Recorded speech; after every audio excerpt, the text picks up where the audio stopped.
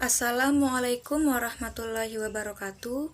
Kami dari kelompok 1 yang beranggotakan Firly Nur Septiawati, Muhammad Taufik, Nur Munazah, dan Sri Wahyuni. Kami akan menjelaskan materi tentang pendekatan pembelajaran. Pendekatan pembelajaran menurut Milan Rianto merupakan cara memandang kegiatan pembelajaran sehingga memudahkan bagi guru untuk pengelolaannya dan bagi peserta didik akan memperoleh kemudahan dalam belajar. Pendekatan pembelajaran dibedakan menjadi dua, yaitu yang pertama, pendekatan berdasarkan proses meliputi pendekatan yang berorientasi kepada guru atau lembaga pendidikan. Penyajian bahan ajar yang hampir semua kegiatannya dikendalikan oleh guru dan staf lembaga pendidikan, sementara peserta didik terkesan pasif, dan pendekatan yang berorientasi kepada peserta didik, penyajian bahan ajar yang lebih menonjolkan peran serta peserta didik selama proses pembelajaran. Yang kedua, pendekatan pembelajaran ditinjau dari segi materi, meliputi pendekatan kontekstual, penyajian bahan ajar yang dikontekskan pada situasi kehidupan di sekitar peserta didik, dan pendekatan tematik, penyajian bahan ajar dalam bentuk topik-topik dan tema. Macam-macam pendekatan pembelajaran. Ada beberapa macam pendekatan pembelajaran yang digunakan pada kegiatan belajar mengajar, antara lain: yang pertama, pendekatan kontekstual. Pendekatan kontekstual berlatar belakang bahwa siswa belajar lebih bermakna dengan melalui kegiatan mengalami sendiri dalam lingkungan alamiah. Yang kedua, pendekatan konstruktivisme. Konstruktivisme merupakan landasan berpikir pendekatan kontekstual, yaitu bahwa pendekatan dibangun oleh manusia sedikit demi sedikit, yang hasilnya diperluas melalui konteks yang terbatas dan tidak dengan tiba-tiba. Yang ketiga, pendekatan deduktif dan induktif. Pendekatan deduktif ditandai dengan pemaparan konsep, definisi, dan istilah-istilah pada bagian awal pembelajaran. Pendekatan deduktif dilandasi oleh suatu pemikiran bahwa proses pembelajaran akan berlangsung dengan baik bila siswa telah mengetahui wilayah persoalannya dan konsep dasarnya. Lalu ada pendekatan induktif. Ciri utama pendekatan induktif dalam pengolahan informasi adalah menggunakan data untuk membangun konsep atau untuk memperoleh pengertian. Data yang digunakan merupakan data primer atau dapat pula berupa kasus-kasus nyata yang terjadi di lingkungan. Baiklah, selanjutnya pendekatan pembelajaran dapat diartikan sebagai titik tolak atau sudut pandang kita terhadap proses pembelajaran yang merujuk pada pandangan tentang terjadinya suatu proses yang sifatnya masih sangat umum. Di dalamnya mewadahi, menginspirasi, menguatkan, dan melatari metode pembelajaran dengan cakupan teoritis tertentu. Dilihat dari pendekatannya, pembelajaran terdapat dua jenis pendekatan, yaitu yang pertama, pendekatan pembelajaran yang berorientasi atau berpusat pada siswa, dan pendekatan pembelajaran yang berorientasi atau berpusat pada guru. Pada pendekatan pembelajaran berpusat pada guru, sebagai seorang ahli yang memegang kontrol selama proses pembelajaran dalam aspek organisasi, materi, dan waktu, guru bertindak sebagai pakar yang mengutarakan pengalamannya sehingga dapat menstimulus perkembangan siswa.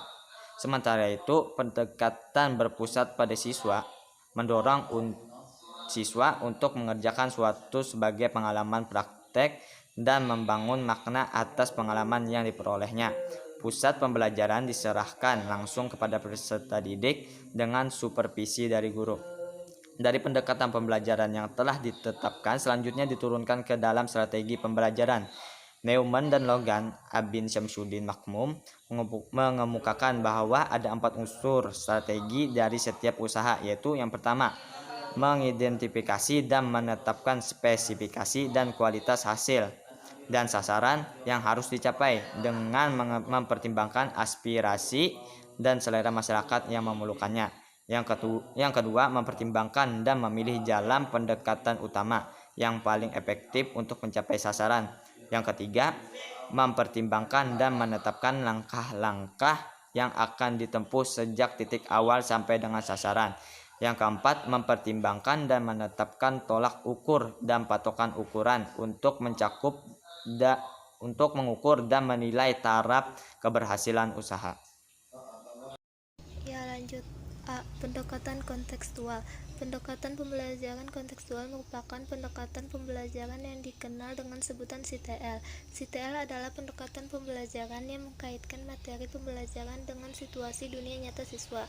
Melalui pendekatan kontekstual, diharapkan hasil belajar dapat lebih bermakna bagi siswa, karena siswa dapat mengaplikasikan hasil belajarnya dalam kehidupan mereka dalam jangka panjang.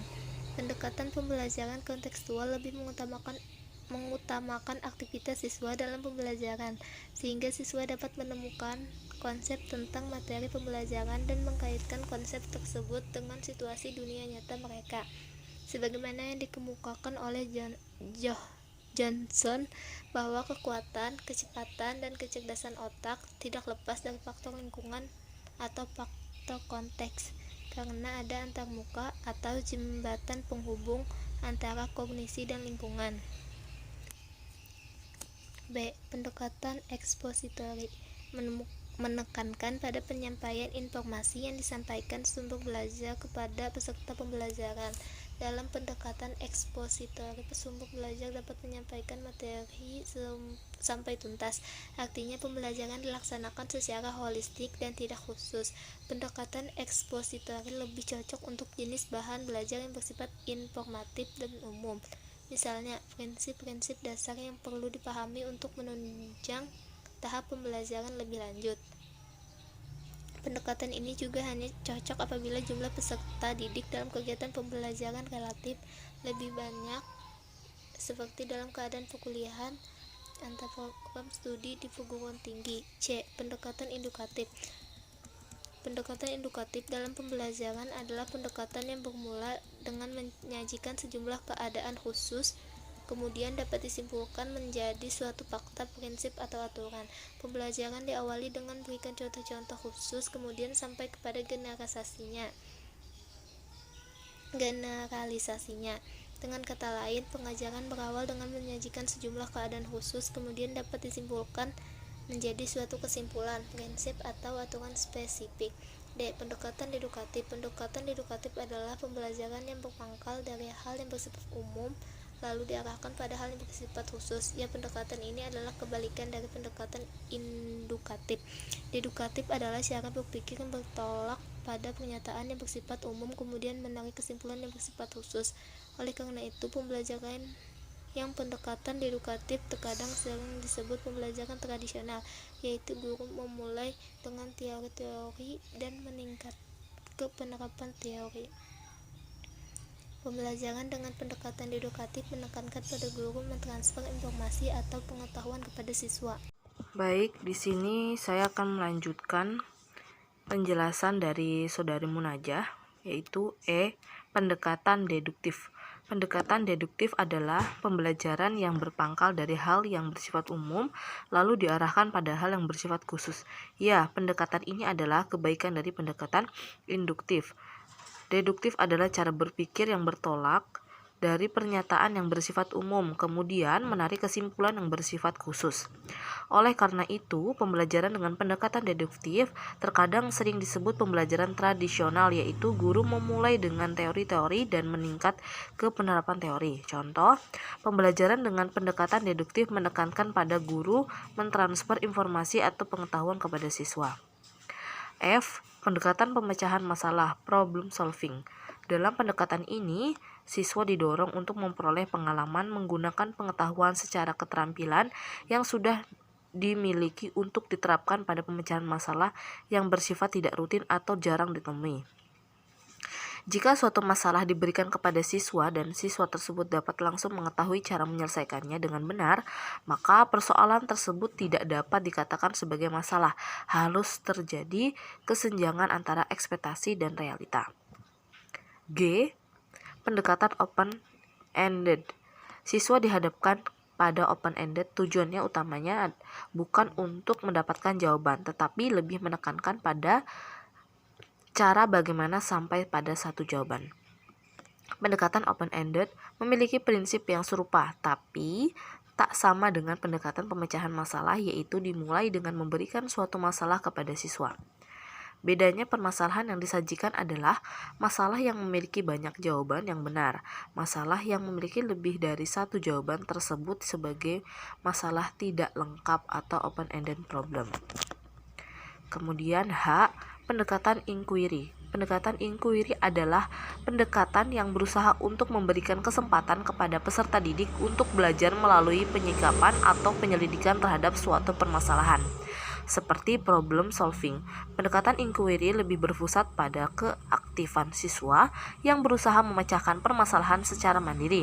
Dalam pendekatan ini, materi yang disajikan tidak dibahas sampai tuntas sehingga memberi peluang kepada peserta didik untuk mencari dan menemukannya sendiri dengan menggunakan berbagai cara yang stimulus oleh guru. Brunner mengungkapkan bahwa landasan yang mendasari pendekatan inquiry adalah karena hasil belajar dengan cara ini lebih mudah diingat dan menerap pada siswa. Selain itu, materi juga menjadi lebih mudah untuk disampaikan kepada seluruh peserta didik. Pengetahuan dan kecakapan kognitif yang didapatkan melalui pendekatan ini juga menumbuhkan motif intrinsik kepada peserta didik. Karena peserta didik merasa puas atas penemuannya sendiri. Baik, sekian dari penjelasan kelompok kami. Mohon maaf apabila ada kesalahan. Wassalamualaikum warahmatullahi wabarakatuh.